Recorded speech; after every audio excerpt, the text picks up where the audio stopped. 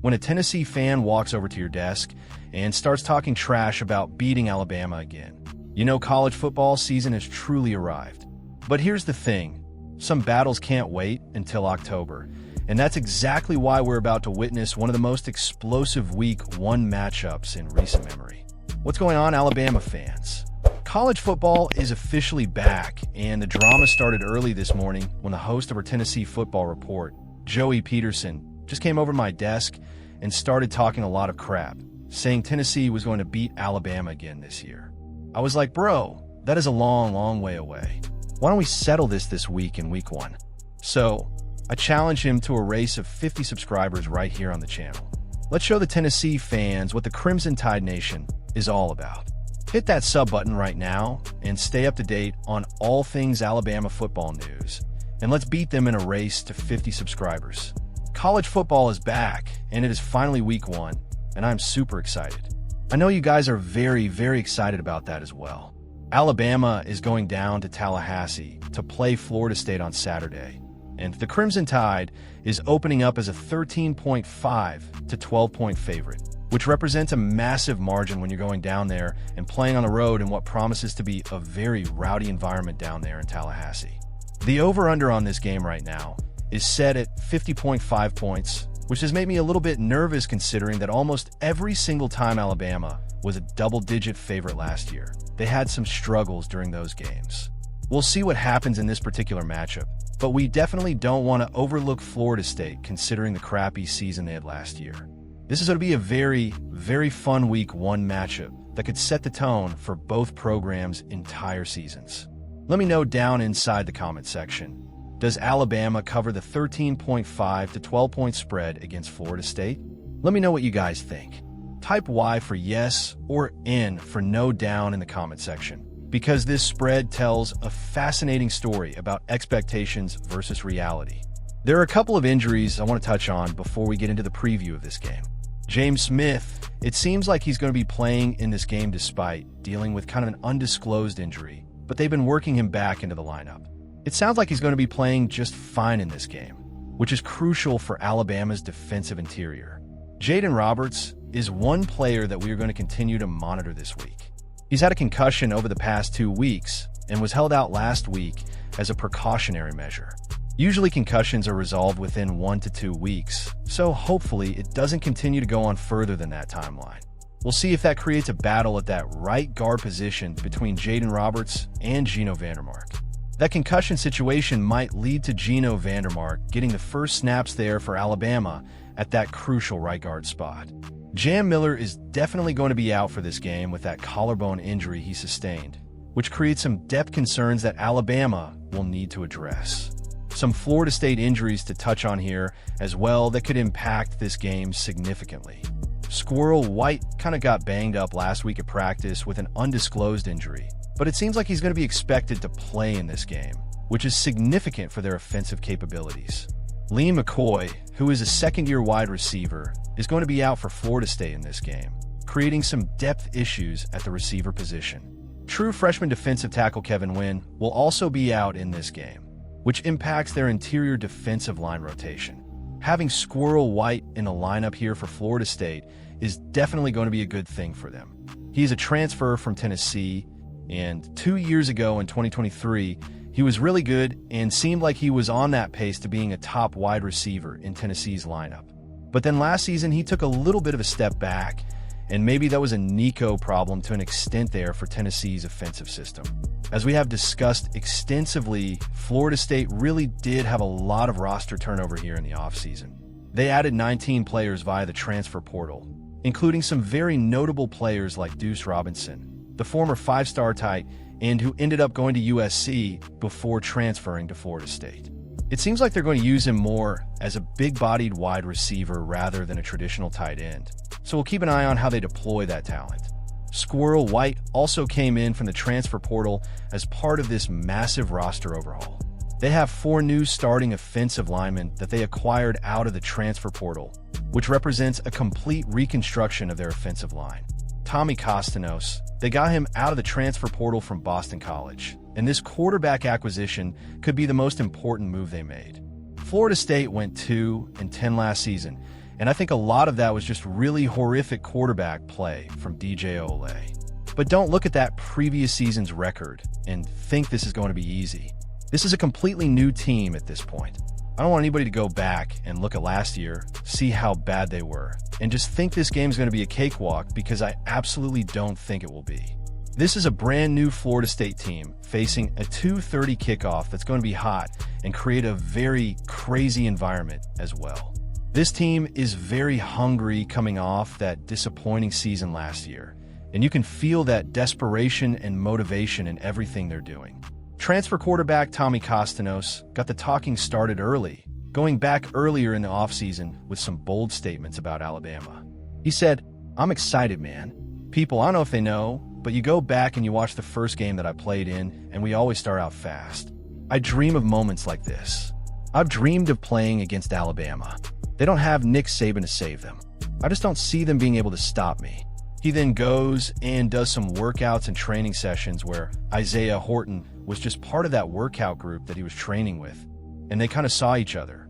There was video of this interaction, and Castellanos said, "Oh, you play for Alabama. Y'all boys going to see them boys coming off a 2-10 season." He said he just had to install some confidence in his teammates with those comments. Then at ACC Media Day, he was tripling down on just the crazy words and trash talk that he was saying, stating, "We stand on what I said. I stand on what I said, we stand on that." I don't mean no disrespect to those guys at Alabama or anything like that. I have confidence in my guys and the work that we have been putting in and preparing, and the preparation that we've been putting together. That's all that was. No disrespect to those guys, but we stand on what I said. Now, personally, I take it very disrespectfully. It's not usually a very good idea for opposing teams to come out and trash talk Alabama before games.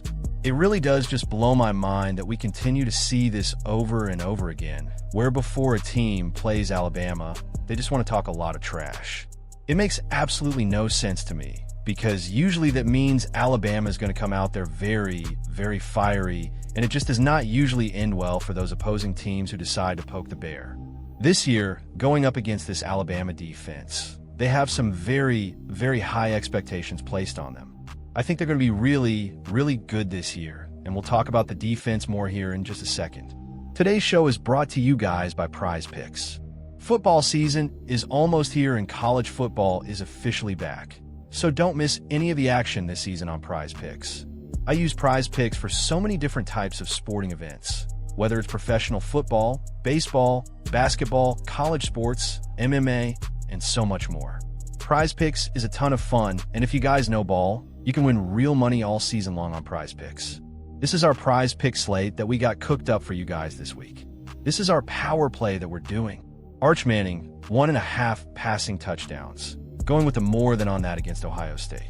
Isaiah Horton, anytime touchdown for him, whether it's rushing or receiving, going with the more than on that. And then Ryan Williams, longest reception, 28.5 yards. Going with the more than on that, because life is just too short to go with the less than. Prize Picks is very simple to play. You just pick more or less on 2 to 6 player stat projections. And if you get your picks right, you can cash in and win up to 2,000 times your money today. Prize Picks also invented the flex play, which means you can still cash out if your lineup isn't perfect. You can double your money even if one of your picks does not hit. So download the Prize Picks app today and use promo code CLNS to get $50 in lineups after you play your first $5 lineup. That's promo code CLNS to get $50 in lineups after you play your first $5 lineup. That link is going to be down at the pinned comment of today's video. It's also going to be in the description of today's video as well. It's Prize Picks. Run your game. We're talking about the defense here, and look, man, Alabama's defense experience is the best word, I think, to really describe this team. Last year in 2024, you had 10 players that are still on this defense right now that played over 400 snaps each. You also had James Smith, who is going to be a starter for you on the interior this year. That played 310 snaps last year. So 11 players in total. Pretty much your entire starting defense played at least 300 snaps last year. That is a very, very big thing when it comes to the experience of this defense and their understanding of the system. You also have Kane Womack this year in year 2 as Alabama's defensive coordinator. Last season, I think especially early on, there was a lot of miscommunication, especially in the back end of that defense. I think he really emphasizes creating turnovers, but not just getting turnovers, actually doing something productive with those turnovers. Let's get a scoop and score. Let's intercept the ball and go ahead and set some blockers out front for you. And let's take this thing to the house, or at least set the offense up to have really good field position. He preaches energy and flying around the field. You want to have that swarm defense mentality. I need 11 hats on the ball on every single play. Show the country that in week 1, this Alabama defense could be one of the best defenses in the country. I think year 2 under Kane Womack, this defense is really set to swarm and create havoc. So, who do you think will get the first turnover for Alabama this season? Whether it's a fumble recovery or an interception or any other kind of turnover out there. Who do you guys think it'll be? Let me know down in the comments section of today's video because I'm genuinely curious about your predictions. Now, I do have 2 major concerns for this game that could determine the outcome. Tommy Castellanos' running ability is something that he's really good at. There's no ifs, ands, or buts about it. I might end up losing my mind if this game ends up looking like that Vanderbilt or that Oklahoma game from last season defensively, where we couldn't get off the field on 3rd downs and when we were able to get to 4th down situation. But it might have been 4th and 1 or 4th and 2. We give up a big play because we were worried about stopping the run up the middle. This Gus Malzahn offense is very weird and very quirky.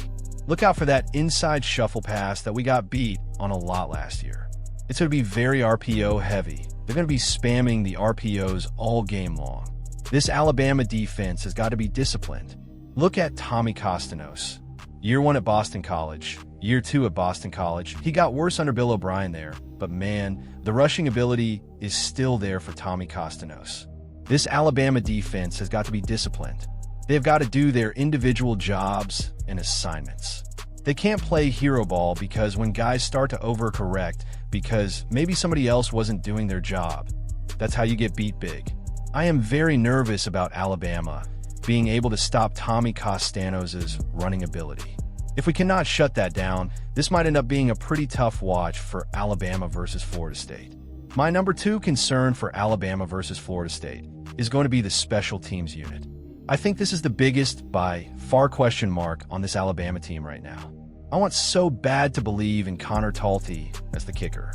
We just really haven't been able to see him quite yet in game action. Kalen DeBoer has kind of mentioned the struggles in camp, and that is very concerning heading into a road game where field goals could be crucial.